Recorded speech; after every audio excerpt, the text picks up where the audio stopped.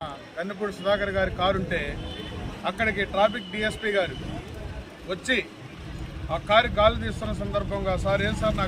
నా ఒక్క కారుకి గాలి తీస్తున్నానంటే నా ఇష్టం అని చెప్పని మాట్లాడారు. అదేంటి అని చెప్పని అదేంటి సార్ ఇక్కడ 2 వెహికల్స్ ఉన్నాయి కాబట్టి మా ఆఫీస్ ముందు మేము పెట్టుకున్నాం డే ఆఫీస్ మీద అని చెప్పని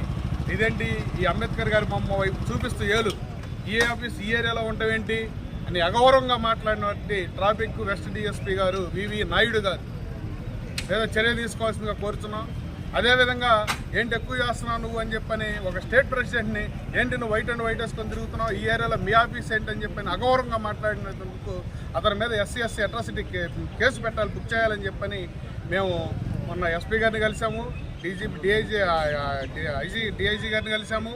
తర్వాత ఈరోజు మన కలెక్టర్ గారిని కలిసి కూడా మేము మాకు న్యాయం చేయాలని చెప్పని మేము వినతిపత్రం ఇవ్వడం జరిగింది. అది